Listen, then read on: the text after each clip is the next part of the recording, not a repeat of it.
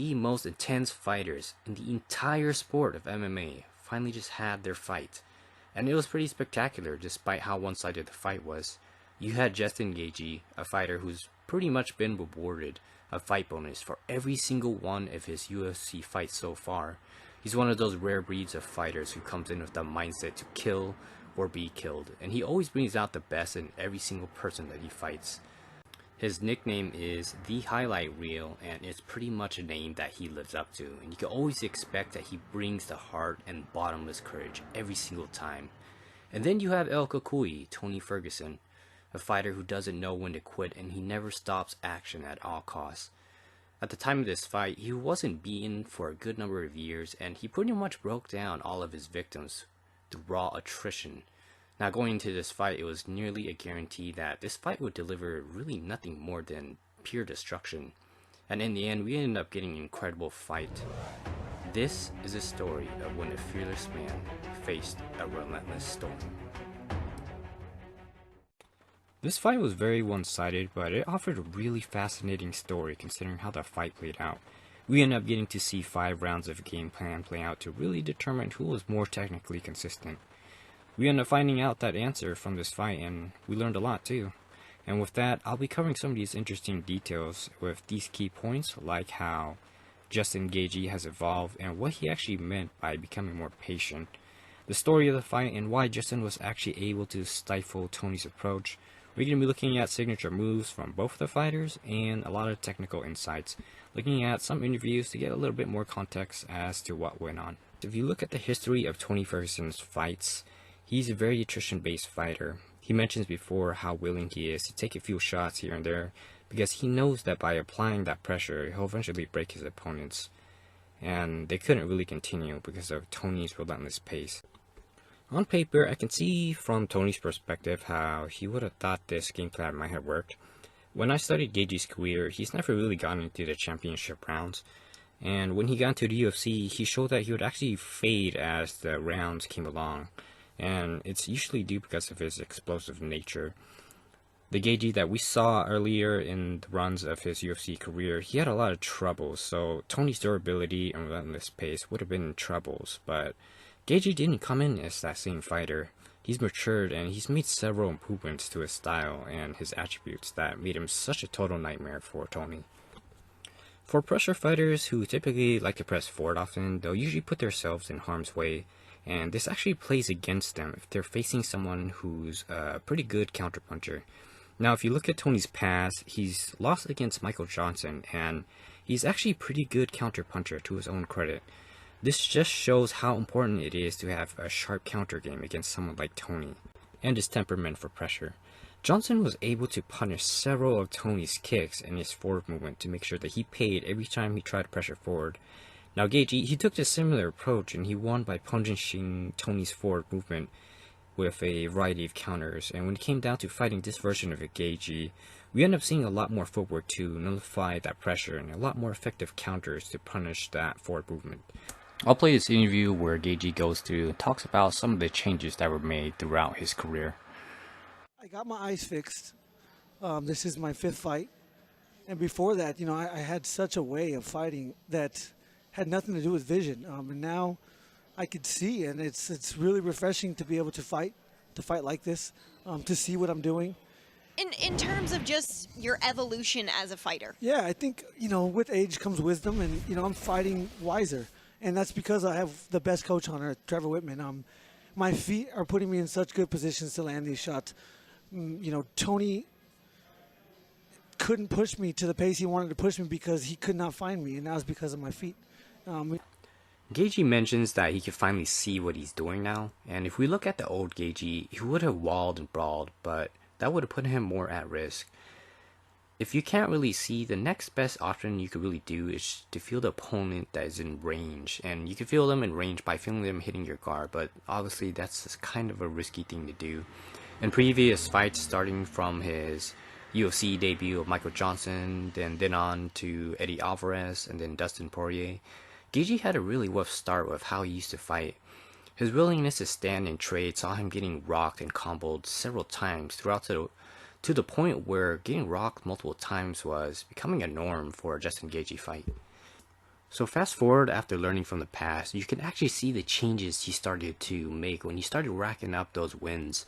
In his fight with Tony, we actually saw Gaethje relying a lot more on head movement, footwork, and precise counting to just completely shut down Tony's pressure.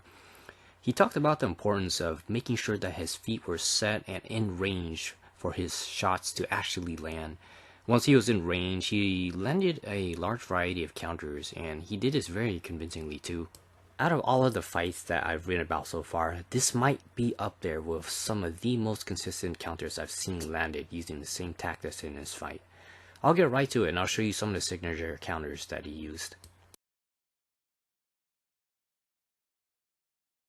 For this counter, notice that Justin's going to parry that strike and then he's going to come over the top of his own power hand counter.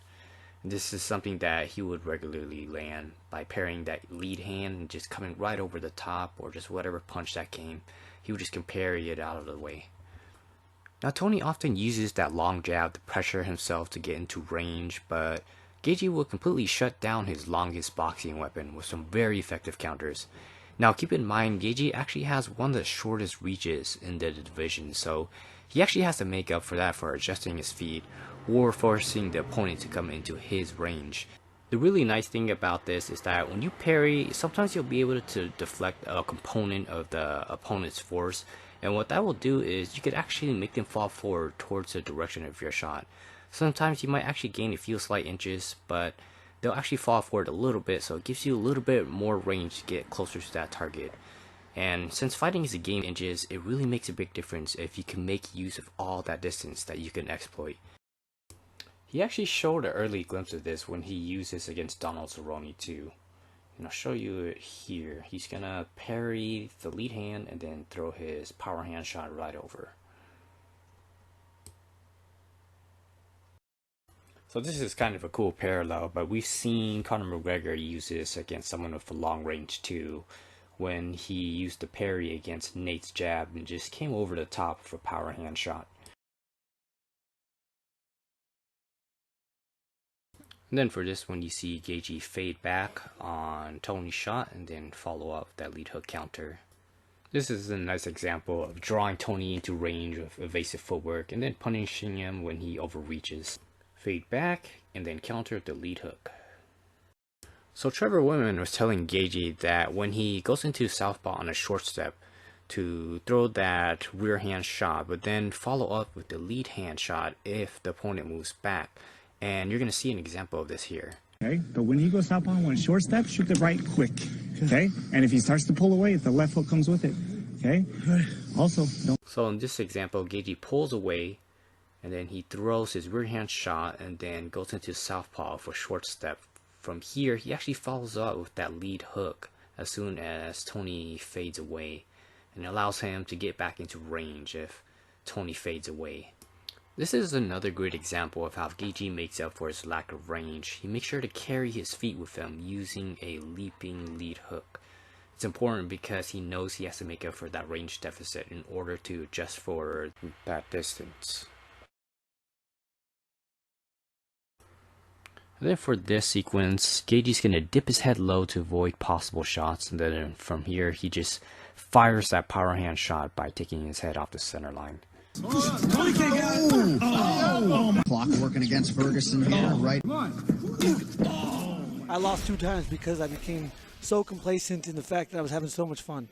And I cannot do that at this level, especially with guys like Tony and certainly Poirier and Alvarez, obviously. I thought it was really retrospective of Gaethje to actually look at what was going on and trying to fix it. I think the overarching thing that I wanted to emphasize here is how efficient Gaethje was at showing how he could give damage but also deny it too, by choosing to use footwork and to use more evasive movement.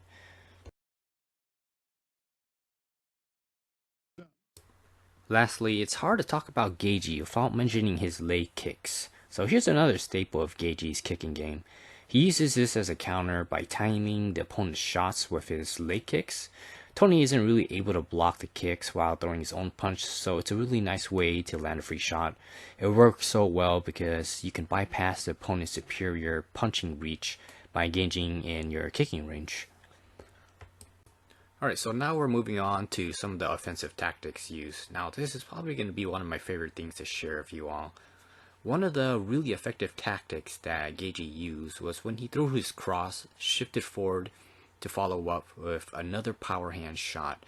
Since Gaethje has a shorter reach, he has to make good use of his footwork to be able to close that distance, because he has to count for that range. Since both fighters fought in orthodox stance, Gaethje was able to actually artificially trap Tony with his own footwork. Alright, so let's break this down. So watch Gaethje throw his rear hand shot. Now pay attention to his rear foot. Now his rear foot moved up to artificially block off Tony's lead foot. So Tony can't move into that direction now. He only has two directions to move from. He can move to the back or he can move to his right side. But the problem with moving to the right side is you're now lined up with Gaethje's power hand. So Gaethje could just throw that power hand, and if he moves in that direction, he's going to get hit. And in this sequence, you're going to see Gaethje land his follow-up power hand shot.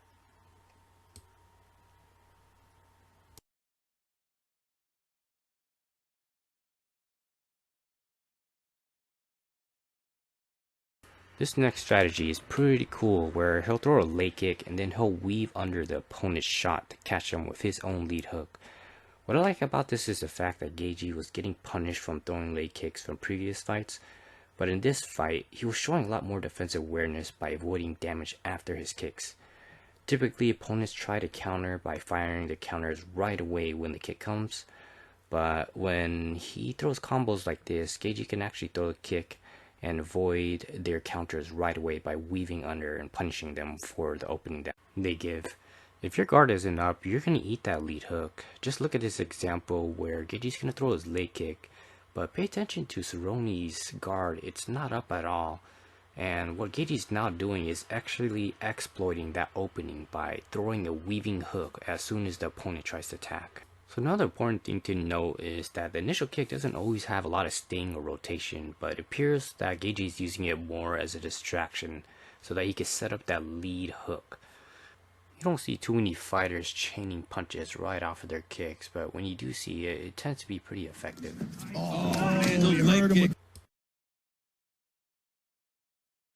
Tony also found some success chaining some punches off of his kicks too. I found he did really well when he fought by using that range, especially when he was using the front stabbing kick to the body. Overall, he threw long strikes with kicks, but these were pretty much uncontested. Gaethje didn't really reply too much when he threw these, and I think he could have been able to build a game plan off of this, but we didn't see the fight play out that way. In the past, Gaethje has had some tendencies of showing up and hunching over to wall and brawl, and we've seen other fighters take advantage of this by turning Gaethje into a punching bag by working his body. If you look at his fight with Eddie Alvarez, he actually exploited Gaethje's tendency to show up and absorb damage. Check out this example. Pay attention to Eddie. He's going to actually go for the body. Now this is going to force Gaethje to hunch over, because what he's going to do is close his guard, but to do that he's going to hunch over, and that allows his elbows to go low and protect his body.